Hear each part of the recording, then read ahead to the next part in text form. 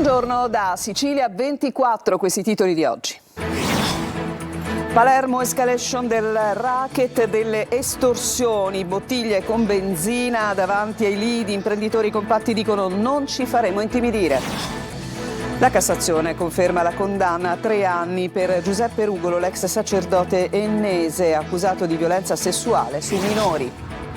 Tragedia sulla statale 115 a Sciacca, 2 giovani turisti statunitensi sono morti in uno scontro tra uno scooter e un'auto.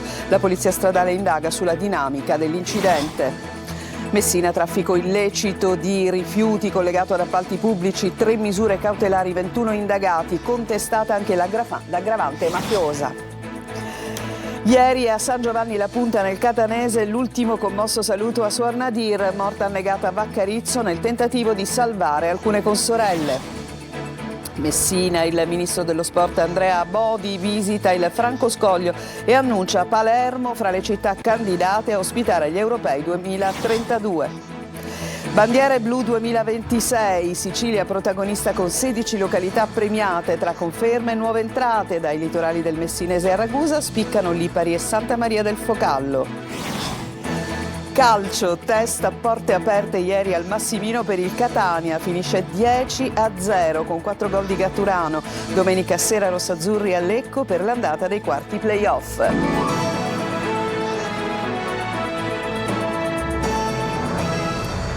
Ancora ben trovati, nuove intimidazioni da Palermo alla provincia. Il racket prende di mira adesso anche i lidi balneari e chiede un pagamento per consentire lo svolgimento sereno delle attività estive. Sentiamo.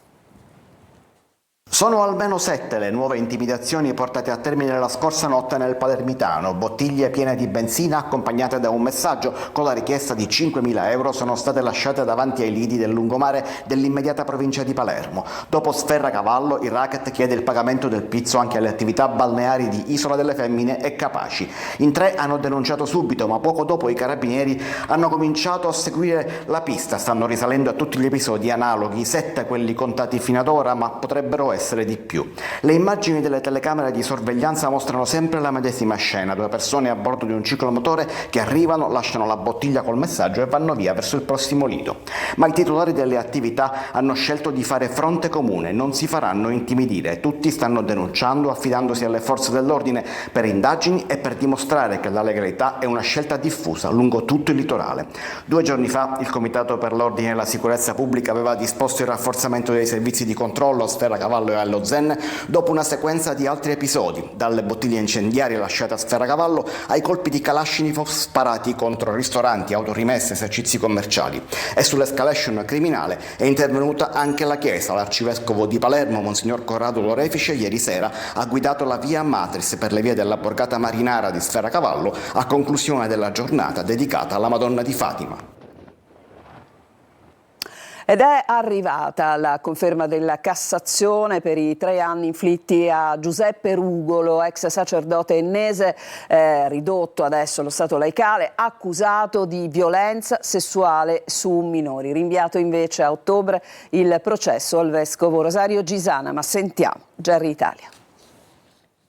È definitiva la condanna a 3 anni di carcere per l'ex sacerdote Giuseppe Rugolo, accusato di violenza sessuale su minori. La terza sezione penale della Corte di Cassazione ha confermato la sentenza emessa dalla Corte d'Appello di Caltanissetta, chiudendo uno dei casi più delicati che negli ultimi anni hanno coinvolto la diocesi di Piazza Armerina. La decisione conferma nella sostanza la ricostruzione dei fatti alla base della condanna in secondo grado per abusi sessuali su minori. Secondo quanto riportato nelle motivazioni della sentenza di appello, i comportamenti contestati a Rugolo erano caratterizzati da un approccio invadente e predatorio e da strategie di manipolazione psicologica. L'inchiesta ha scosso profondamente la comunità della diocesi e ha aperto uno scontro durissimo anche all'interno della Chiesa siciliana. Oggi a Roma era presente assieme ai genitori anche Antonio Messina, la vittima che per prima aveva denunciato gli abusi attribuiti a Rugolo. Per anni il suo racconto è rimasto isolato fino all'apertura dell'indagine e al processo culminato con la conferma definitiva della condanna. Resta invece ancora aperto il filone giudiziario che riguarda i vertici della diocesi. È stata rinviata all'8 ottobre l'udienza l'udienza prevista oggi al Tribunale di Enna per il vescovo Rosario Gisana e per il vicario giudiziale Vincenzo Murgano. I due sono imputati con l'accusa di falsa testimonianza proprio nell'ambito del processo a Don Rugolo, un procedimento che continua a accendere i riflettori sui presunti silenzi e sulle eventuali coperture interne alla diocesi, mentre la sentenza della Cassazione mette un punto definitivo nella vicenda giudiziaria dell'ex sacerdote.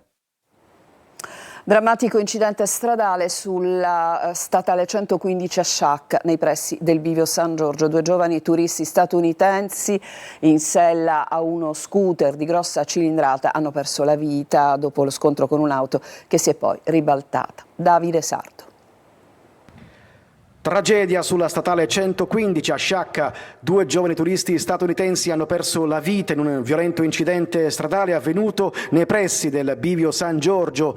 Le vittime viaggiavano a bordo di uno scooter di grossa cilindrata preso a noleggio. Per cause ancora in corso di accertamento, la moto si è scontrata con un'auto lungo un tratto rettilineo della carreggiata. Dopo l'impatto, la vettura si è ribaltata finendo in un terreno accanto alla statale. Per i 2 giovani centauri non c'è stato nulla da fare. I sanitari 118 arrivati sul posto insieme ai vigili del fuoco e alla polizia stradale hanno potuto soltanto constatarne il decesso. Troppo gravi le ferite riportate nello schianto, ferito in modo lieve il conducente dell'auto, trasferito in ospedale per accertamenti. La statale 115 è stata temporaneamente chiusa al traffico, la circolazione è stata deviata sulle strade secondarie con lunghe code e rallentamenti in tutta la zona. La polizia stradale sta ora lavorando per ricostruire con precisione la dinamica dell'incidente e accertare eventuali responsabilità. E c'è stato un assalto con bomba carta nella notte alla stazione ferroviaria di Giarre, nel Catanese. Ignoti hanno tentato di scassinare la cassaforte della biglietteria automatica, ma il colpo è fallito. Ma l'esplosione ha devastato 2 sale della stazione, rese inagibili mentre i banditi sono fuggiti. Indaga la polizia ferroviaria di Catania, che ha acquisito le immagini dei sistemi di videosorveglianza. Adesso a Messina, dove la DIA ha scoperchiato un sistema di appalti, di scariche abusive e traffico illecito di rifiuti. Ci sono due fratelli arrestati, l'interdittiva per un imprenditore edile e complessivamente 21 indagati. Sentiamo. Appalti pubblici, discariche abusive e traffico illecito di rifiuti. E questo è il quadro emerso dall'operazione della Direzione Investigativa Antimafia di Messina, coordinata dalla DDA Peloritana. 3 le misure cautelari eseguite, 2 fratelli sono finiti agli arresti domiciliari, mentre un imprenditore edile è stato colpito da una interdittiva con una sospensione dell'attività per 1 anno. Contestato il reato di trasferimento fraudolento di valori aggravato dalla finalità mafiosa. Nel corso dell'operazione sequestrate anche 3 aree utilizzate, secondo gli investigatori, come discariche abusive per lo smaltimento illecito di materiali provenienti dai cantieri edili. In totale sono 21 gli avvisi di garanzia notificati.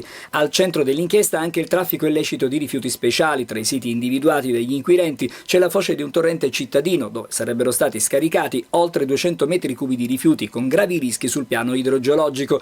Alcuni sversamenti sarebbero avvenuti anche in concomitanza con le esondazioni registrate nei primi mesi del 2025. Un altro terreno, secondo l'accusa, era diventato una vera e propria discarica abusiva. Lì sarebbero stati riversati anche materiali provenienti dal cimitero monumentale di Messina e da quello di Granatari. Tutte le aree interessate sono state poste sotto sequestro. Secondo la DIA, l'impresa sarebbe stata utilizzata come schermo per consentire ai 2 fratelli di gestire direttamente attività di movimento terra, trasporto e smaltimento dei rifiuti.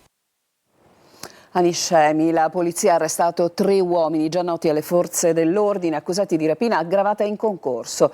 Secondo le indagini i 3 avrebbero aggredito un uomo e sottratto la sua auto per un debito di 60 euro legato all'acquisto di droga. Decisive per l'identificazione le immagini di videosorveglianza della zona.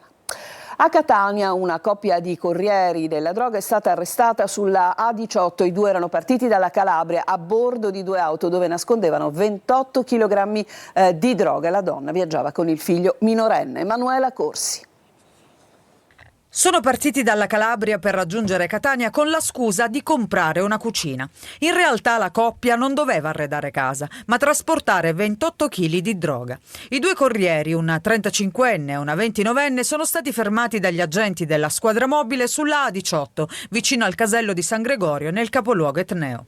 La polizia ha sequestrato 9 kg di cocaina nella vettura guidata dal 35enne, che erano nascosti in un vano ricavato tra il radiatore e il paraurti anteriore.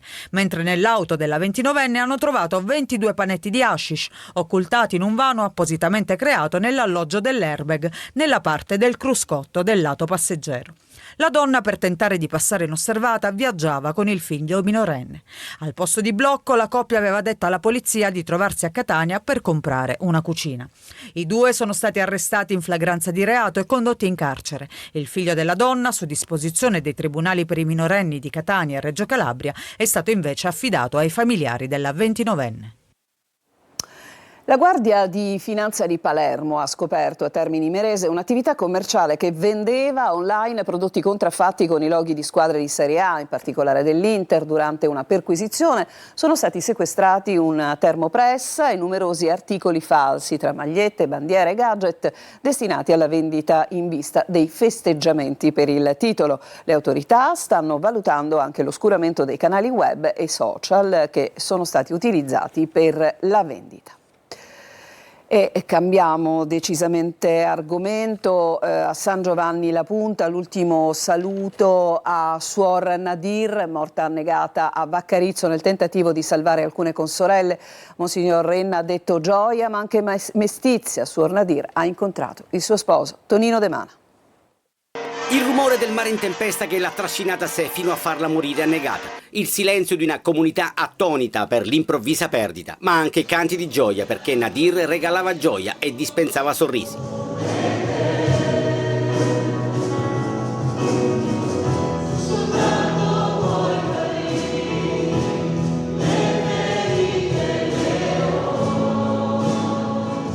E la sua gente l'ha voluta salutare con le lacrime e tanti messaggi d'amore e speranza. La chiesa madre di San Giovanni La Punta, seppur maestosa, è sembrata piccola per contenere tutti. Balzava agli occhi la presenza di molti giovani che proprio Suor Nadir aveva avvicinato in questi anni in Sicilia. Venuta dal lontano Brasile per portare il suo dono d'amore, d'altruismo e generosità, lo ha sottolineato più volte durante l'omelia Monsignor Luigi Renna.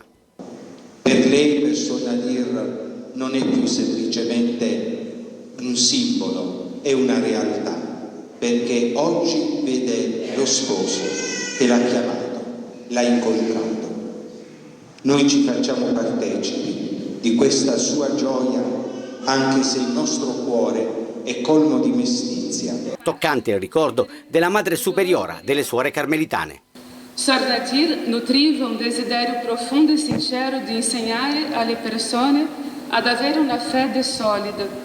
Non si contentava della superficialità, voleva che ogni persona incontrasse Dio in modo autentico, con radici salde, con convinzioni. Suor Nadir verrà sepolta nella cappella delle suore carmelitane presente nel cimitero di San Giovanni La Punta. E Palermo oggi si ferma nel dolore per l'ultimo saluto alla piccola Alessia La Rosa, la bambina di 8 anni scomparsa dopo una lunga malattia. I funerali questa mattina si stanno svolgendo nella cattedrale di Palermo dopo i giorni di camera ardente allo stadio Barbera, di cui vedete le immagini, che ha ospitato migliaia di tifosi e di cittadini che hanno reso omaggio davanti alla piccola bara bianca. Un silenzio composto di una città intera per accompagnare il ricordo di una bambina che con la sua forza e il suo sorriso ha commosso profondamente tutta la comunità palermitana. E non solo. Ci fermiamo, c'è una pausa, torniamo tra poco.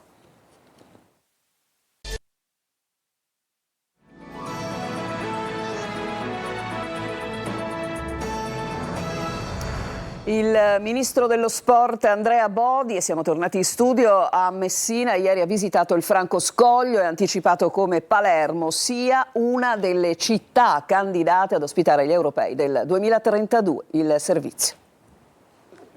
Il futuro dello stadio Franco Scoglio di Messina, ma soprattutto le possibilità che Palermo rientri tra le 5 città che ospiteranno gli europei del 2032. La visita del ministro dello sport Andrea Bodi a Messina è stata soprattutto elettorale per appoggiare il candidato del centrodestra Marcello Scurria, ma al centro degli incontri ci sono stati gli impianti cittadini, a cominciare dallo stadio e dalla sua copertura. Va riqualificata, ha detto, ma con una visione oltre Euro 2032. Si apre una seconda fase entro la fine dell'anno, che non riguarderà Euro 32, che avrà quindi un suo iter ulteriore separato, e riguarderà tutti.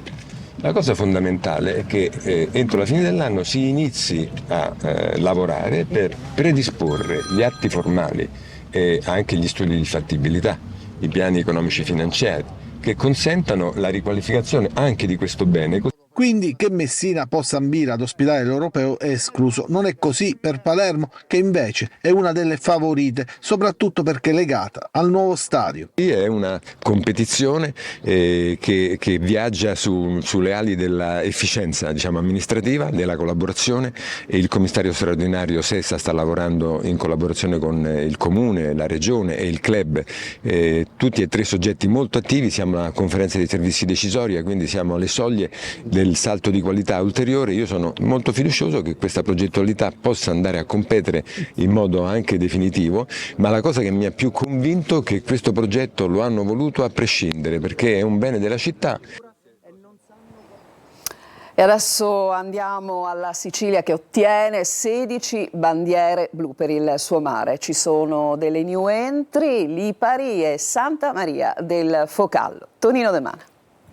Tempo di mare e tempo di bandiere blu, riconoscimento per le località costiere che soddisfano criteri di qualità relativi a numerosi parametri, dalla validità delle acque di balneazione alla pulizia delle spiagge e gli approdi, passando per l'efficienza della depurazione delle acque reflue e della rete fognaria e dei servizi turistici. Sono 257 i comuni italiani che hanno ottenuto la bandiera blu, 11 in più rispetto al 2025. A fare la parte del leone la Toscana, che ottiene ben 35 bandiere blu. La Sicilia ne conquista 16, racchiuse però in sole 3 province, Agrigento, Messina e Ragusa. Nel messinese confermano il riconoscimento Ali Terme, Nizza, Roccalumera, Furci, Santa Teresa e Mazzeo, Taormina, litorali tra l'altro seriamente danneggiati dal ciclone Harry. New entry per il 2026 Lipari, Eolie e Santa Maria del Focallo ad Ispica nel Ragusano.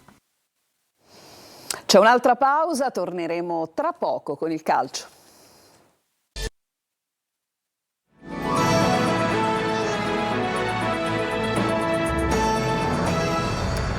Siamo al calcio, il Catania che ha pescato il Lecco come avversario dei quarti nei play-off. Ieri pomeriggio ha giocato un test a porte aperte contro il Santa Venerina. È finito 10-0, 4 i gol di Caturano. Marco Carli. Nel giorno del sorteggio dell'accoppiamento con il Lecco nei quarti di finale, esordio negli spareggi promozione, il Catania si regala un pomeriggio con i propri tifosi al Massimino, prima dell'avvio del momento decisivo della stagione. Consapevoli della maglia che indossate, il momento è adesso. Questo il messaggio che arriva dagli spalti della tribuna B aperta al pubblico in vista dei play-off e del primo match previsto a Rigamonti Ceppi di Lecco domenica alle 20:45.